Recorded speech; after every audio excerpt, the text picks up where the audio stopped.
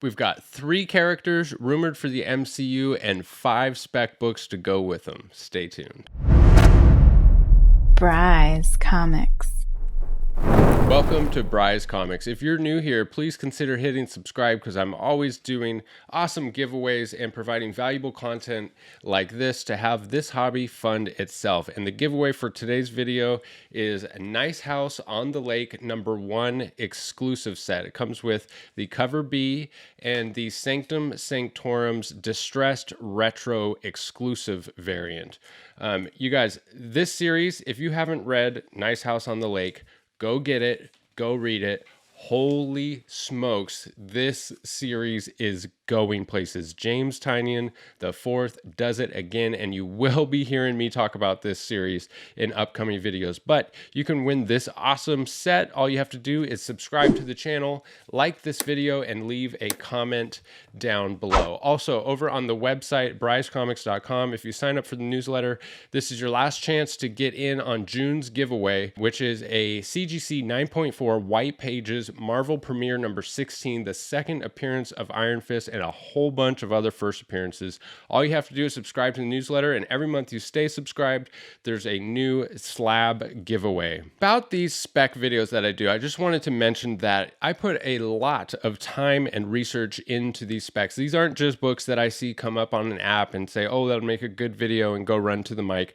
These are books that I'm actually vetting and doing research. In most cases, I actually go and read the actual issue, for one, because it's just so freaking awesome, and for two, to really vet the book and make sure that the spec is sound. And usually the books that make it onto these videos are only books that I feel comfortable buying maybe 25 or 50 copies of, if you can find that many. And that's the thing with most of these specs, is it's hard to find bulk quantities of them. So the books really only make it onto these videos if they're books that I feel very comfortable investing my money in. So I love making these videos because, for one, I'm already doing the research anyways for my own purchases, and for two, it sort of feels like a little bit of a service to the community, you know, to share this knowledge or what I found with everyone else. I went back and looked at some of my old videos, and just a couple that come to mind is, you know, I've been talking about Ultimate Fallout 4 way before it saw its speak. We Live, ever since issue #1 came out, I was talking about that book, and Something is Killing the Children. I mean, those are just a couple of the specs that come to mind that, you know, I've been bringing to the mic over and over again. And the thing about those books is none of them have seen their peak. There is so much room for all of those books. And so the ones that I'm going to mention today, it's the same thing. They have huge potential. And, you know, I have a bunch of short boxes. I mean, you can see the ones here, but they're starting to line the walls. I have a lot of money put into these books, and I couldn't be happier. I couldn't be happier that I have all of these little deposits. These little white boxes are like little deposit accounts for me that I know down the road, you know, I just know that a lot of these are going to hit. Take, for example, Darth Vader #1, the 2015 series, first appearance of Black Chrysanthemum. I mean, that book came out in 2015, and for a long time, for years, it was a nothing book. And I just think about, okay, what today is that Darth Vader from 2015? What today is going to hit 5 years from now? And it's just a great way to have this hobby fund itself. I only wish that I was speculating 10 years ago, because if I had started 10 years ago, you know, I'd probably have a short box full of Ultimate Fallout 4s, or God knows how many other books that have just skyrocketed. But it goes without saying that this is speculation. I think any reasonable person knows that it's speculation. Do your own research. But I just wanted to share with you that I've done a ton of research, and I don't take this lightly. I don't bring something to the mic that I don't feel comfortable picking up a whole bunch of copies myself, because I respect this community. I'm part of this community. I'm honored to be a part of this community. When somebody comments on my videos and says, hey, you know, I just wanted to say thank you because I made a bunch of money off your video, I'm like, yes, like that is so cool to me. It's such a fulfilling feeling to know that I helped somebody else make some sweet coin. And if you want to help support the channel, if you've gotten anything out of these videos, and no pressure, by all means, this channel will always be free. It's always meant to be free. I don't expect anything from any of you just watching my videos. I'm so appreciative of that you've invested your valuable time just to watch me talk into a microphone. I can't thank you enough for that. But if you do want to support the channel, if you have the means, if you see something you like, right? If all of those things are met, the best way to support this channel is over on brycecomics.com to pick up a slab or some speculator pack or something I have over there. And, you know, with the prices that I offer, I'm sure there's opportunity for you to make some sweet coin as well. And that's what is so cool about this hobby and this community, is that even though you made money, that person that you're selling the book to, they stand to make a bunch of money from it too.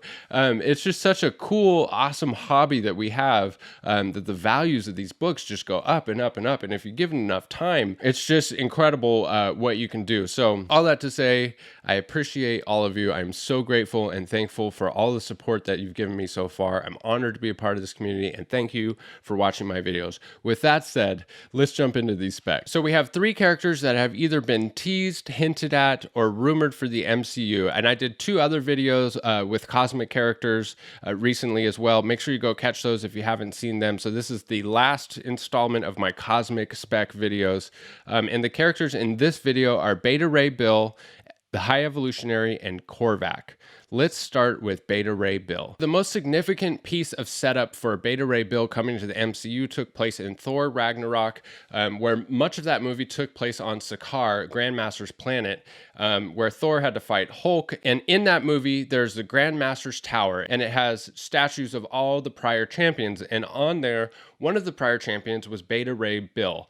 So it's unknown when he was the champion or when or if he got free. So that's the Easter egg that the MCU put down, and saying, hey, Beta Ray Bill is here, he's somewhere around, and he could show up at any time. Now, Beta Ray Bill first appeared in Thor 337, and while that is a great book to own, and we'll see some healthy spikes in prices if Beta Ray Bill is confirmed for the MCU, it's already quite a pricey book. And so for that reason, I'm highlighting a more affordable book, which is Stormbreaker, the Saga of Beta Ray Bill #1. This is the first solo series of Beta Ray Bill, and it's also the first appearance of Stardust, an ancient cosmic being of indiscernible form who served Galactus as a royal herald. It's also the first appearance of Alpha Ray Bill, a bioengineered protector of the Corbinites, and it had a super low print run. And stay tuned for a future video where I highlight a whole bunch of first solo series and characters that I think are undervalued and have gone overlooked, because we know when a character becomes hot or when they're confirmed for the MCU,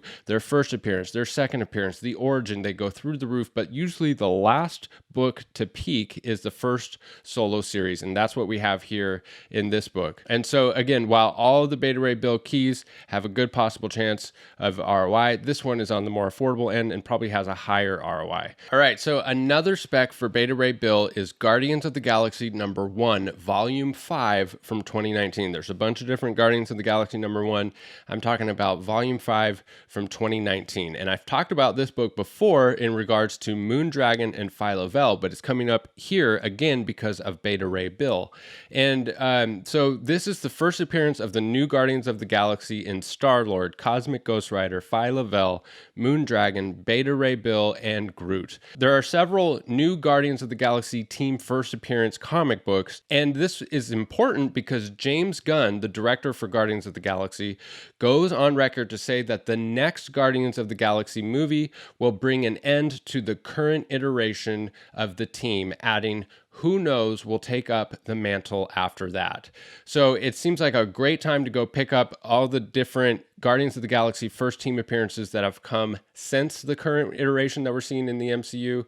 And I love this one the most because of Phyla-Vell and Moondragon. But, you know, since all of the new Guardians of the Galaxy first team appearances are relatively affordable, I went ahead and picked them all up to hedge my bets. And I'm going to be doing more research to try to figure out, to see if I can crack the code and figure out who's going to pick up the mantle after the current iteration of Guardians of the Galaxy, because James Gunn goes on record to say that the current iteration of Guardians of the Galaxy is going to end and someone's going to pick it up. So there's got to be Easter eggs somewhere where we can find out who it's going to be, what team is going to take on the mantle, what that's going to look like.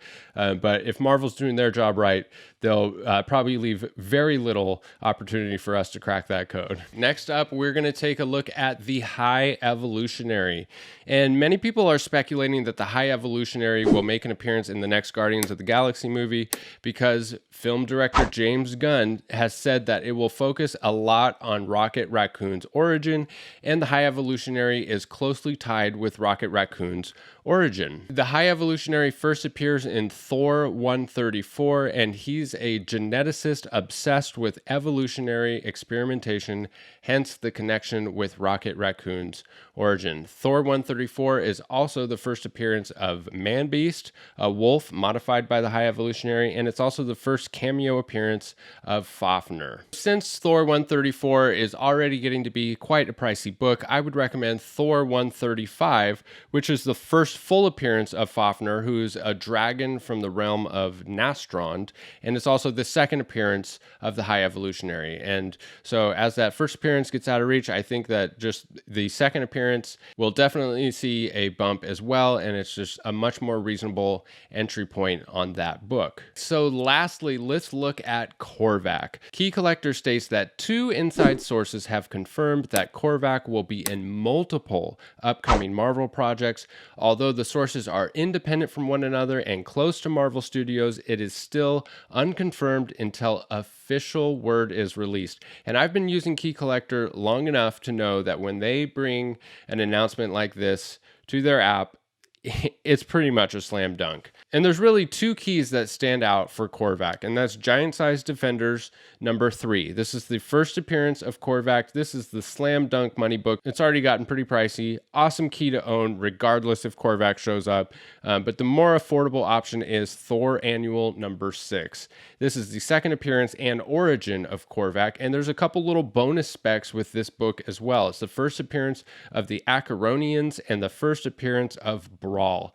This book is super affordable. You can get a CGC 9.6 all day for $200. I mean, there are multiple 9.6 listings for $200. This is a square-bound book. I actually went out and picked up a bunch of raw copies of this because I was able to find some really high-grade raw copies.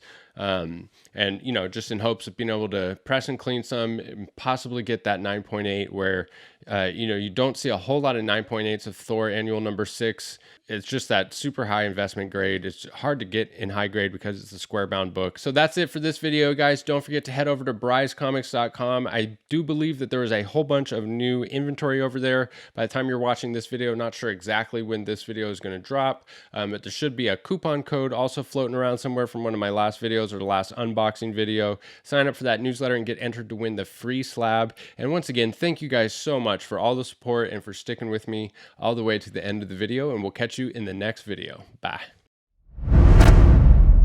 Bryce Comics.